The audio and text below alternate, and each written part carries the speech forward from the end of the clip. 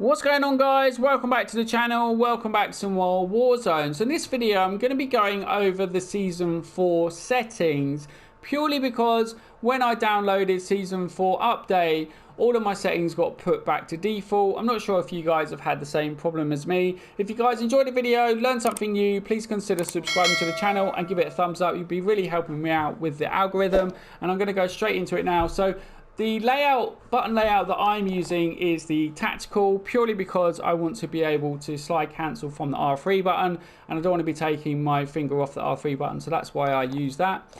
The dead zone, for me, I have at 0.05 because I've got a relatively new controller and haven't got much stick drift. If you guys start noticing that when you're not holding your controller, the screen is moving, then you're going to have to adjust this until that stops happening. I'm using the horizontal stick sensitivity at 12. You guys will have to have a fiddle around with this until you find your own sweet spot. Obviously, everyone is going to be different. I have my ADS sensitivity multiplier on 0.05 and the ADS sensitivity multiplier high zoom on 0.96. My aim response curve type, I prefer using the dynamic one. I turn the controller vibration off. Aim assist I have to standard. I don't get on very well with the precision or the focusing. I find that I end up missing shots. Weapon mount activation I have at ADS plus melee. Weapon mount movement exit enabled. Aim down sight behavior hold. Equipment behavior hold. This one's really important. You want to have your use reload behavior contextual tap. It just makes everything happen so much quicker. And then depleted ammo weapon switch I have to enable, so when I run out of ammo it then quickly swaps to my secondary weapon. And then I have armor plate behavior apply all. The reason for this is, let's say I'm in a gunfight and I've lost all my plates, I can then literally just tap the triangle button and it will put all 3 plates in.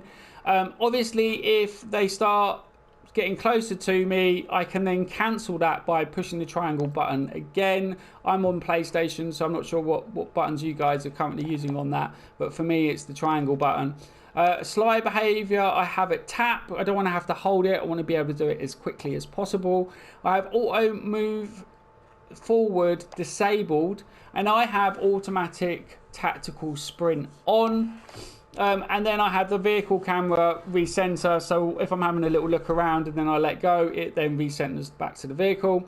And then I have the parachute auto deploy disabled because I want to be able to land as quickly as possible to get into the gunfight and get my loot as quickly as possible. Otherwise, you know, you're going to be sort of sitting in the air and then you're a sitting duck. So I have my film grain at 0 and my colorblind settings, because I'm on PlayStation. On console you don't have as many sort of filters and so on, so I have my colorblind type to Detroponia. It just puts a lot more color in the game. And then the colorblind target I have to both, which applies additional colorblind filter on both the world and the interface. The interface is the map, which just makes everything look a little bit brighter. I have the world motion blur disabled. And the reason for that is that when I'm running around the map, I don't want everything to be blurred, because then I'm not going to be able to see targets in the distance. And then the weapon motion blur as well, when you're running, if you have this switched on, the weapon's all blurred and everything. And I want to be able to see everything to do with the weapon and how I aim down sight and everything. So you want to turn all of these off. These are all just for sort of realistic gameplay, not going to help you at all with your skill in the game. So you want to switch all of them off.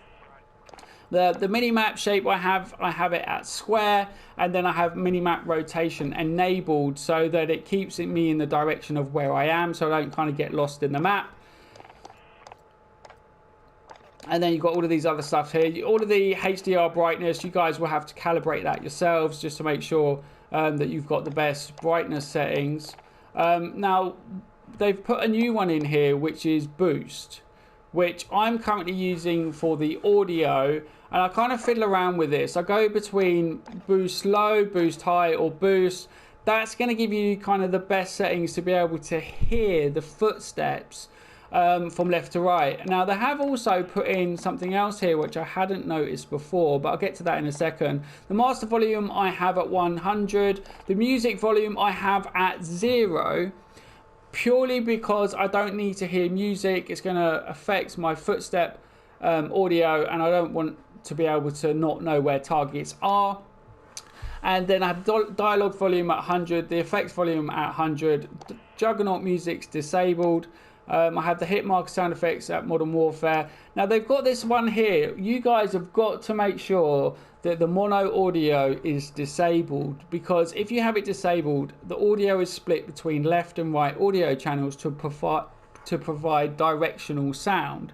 If you have this enabled, left and right audio channels are combined into one channel, which you don't want to have, because then you're not going to be able to hear if somebody's coming from the left or whether somebody's going to be coming from the right. It's just going to be going through both your ears. So it's really important you guys have this disabled.